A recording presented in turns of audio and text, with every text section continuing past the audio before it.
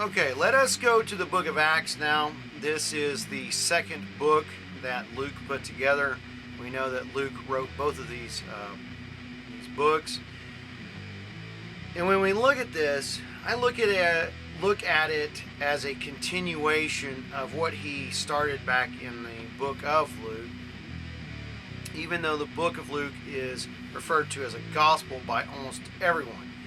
So when I come in here, I want to still see the motifs that Luke has put together, because it is a continuation of himself, his writing, and his research. So we're going to look at some pieces in Acts chapter 2. We're going to look at pieces in Acts chapter 17 and some pieces in Acts chapter 18. And then we'll pick up some other thoughts in our final segment, which will be next. So take your mobile device, take your computer, take your Bible, and join with me. Acts chapter 2, verse 1, according to the King James, says this: when the day of Pentecost arrived, they were all together in one place. Okay, now there's some things I want to point out here, and it's kind of important. Acts chapter 2 is a gathering because of Torah. Now, Peter and John and the others are not there at Pentecost because they're there to preach the gospel. They are there, yes, because Jesus told them to be in Jerusalem, but they are there because it is a feast sanctioned by Torah. This is becoming paramount to interpreting what is going on here. So even though Torah does not refer to the word Pentecost, it is actually there. The word Pentecost comes from the Greek word Pentekoste, and that's G4005. The Greek word means 50th, which refers to the 50th day. Pentekoste is found right here in Acts 2, verse 1, in chapter 20, verse 16, and over in 1 Corinthians 16, verse 8. So I'm only going to be highlighting some things from the Torah, but you need to consider these verses. Exodus 34, verse 22. You shall observe the Feast of Weeks, the first fruit of wheat harvest. So there's our first instance. Leviticus 23, 15 and 16. You shall count 7 full weeks from the day after the Sabbath, from the day that you brought the sheaf of the wave offering. You shall count 50 days. Pentecoste, right? The 50th. To the day after the 7th Sabbath. Deuteronomy 16, 9 and 10. You shall count 7 weeks. Begin to count the 7 weeks from the time the sickle is first put to the standing grain. Then you shall keep the Feast of Weeks to your Lord. So it's known as, and the Lord there, of course, is Yadevave, but the Feast of Weeks somehow gets referred to as Pentecost at some point. I'm not sure how, but what I liken it to is the concept of how we looked at it in the Passover. You have the Feast of Passover, but you also have the Feast of Unleavened Bread, but somehow they got squished together all in one concept, and that's because they're related, they're very close. But Pentecost is kind of an easy way for, I guess, the diaspora Jews who spoke Greek to refer to it. I don't know the solution. All I know is it somehow is referenced a little differently.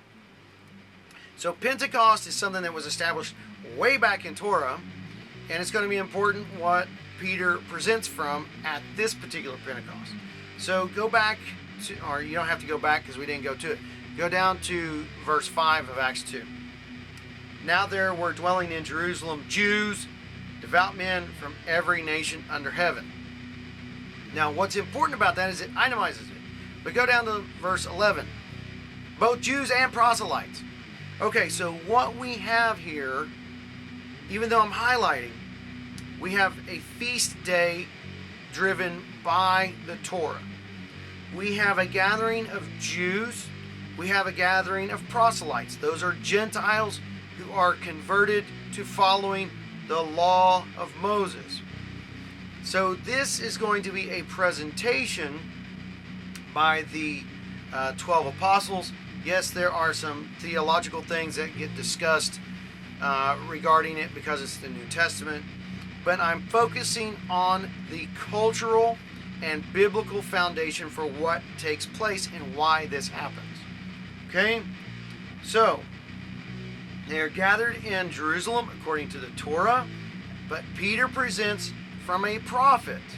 In Acts 2, verse 16, it goes, "But this is what was uttered through the prophet Joel." And then Peter goes on to present. So we have a Torah day and a prophet being presented.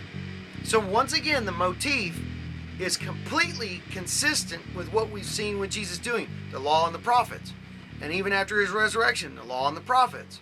And right now we have a law day because it's Torah instilled and the prophet is being presented. So this becomes so intriguing to me that the way in which this unfolds keeps consistent with everything Jewish Israelite customs. So, that's the beginning of the good news. I want to see how they present from there on, because that was Peter. Take a look at Acts chapter 17, verse 1 and 2.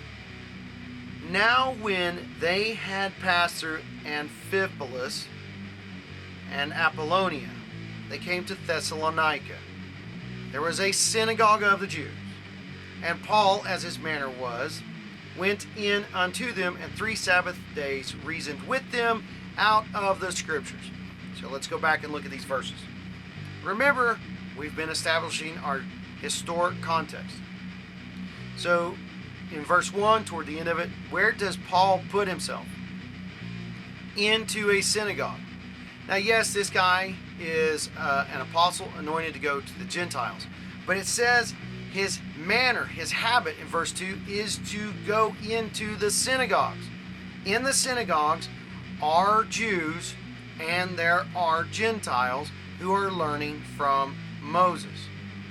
So, what we see here is that Paul, the apostle that so much of the church claims as preaching and teaching the truth of Jesus, and he is, but he starts out by going into the synagogues, presenting from the law of Moses and from the prophets and from the writings. And we know that those are the scriptures because of what we saw in Luke 24.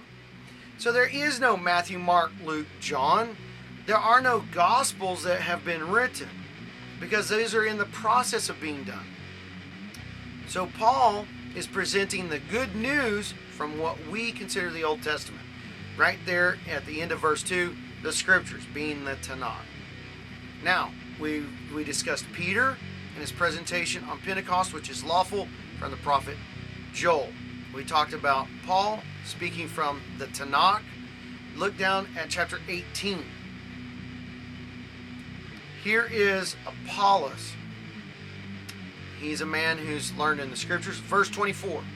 "And a certain Jew," so he's a Jew, "named Apollos, born in Alexandria, an eloquent man, mighty in the scriptures, came to Ephesus."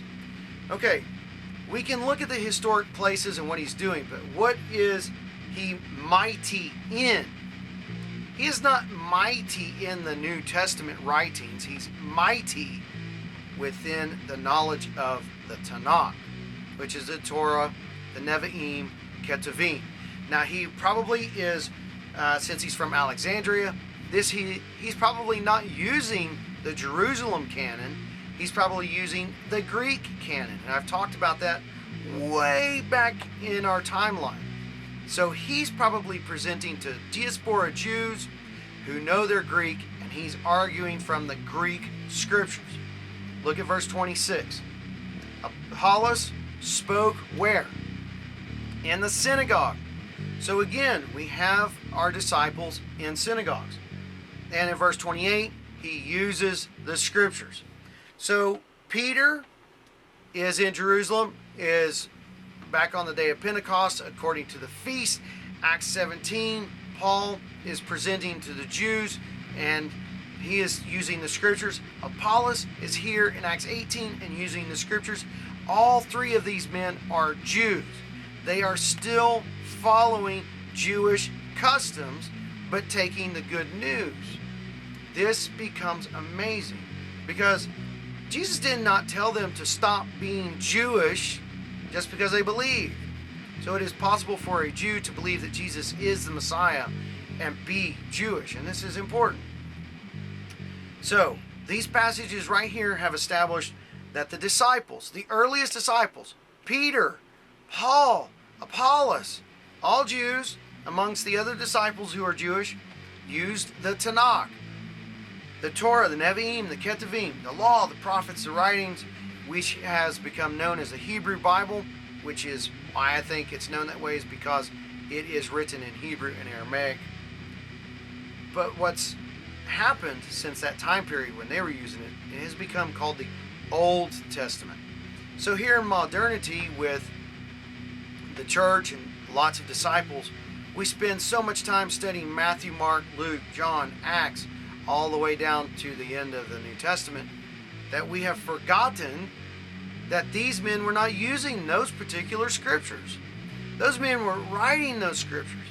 So we have a portion of what they knew and what they were studying and what they presented. But if we want to know more, we study from where they made their presentation, which is the law, the prophets, and the writings. And they use what we call the Old Testament to preach Jesus, to bring the gospel right out of the pages of the Tanakh. So this means that modern disciples can absolutely, positively use the Tanakh to preach Jesus. And they can absolutely, positively use the Tanakh for instructions in their faith.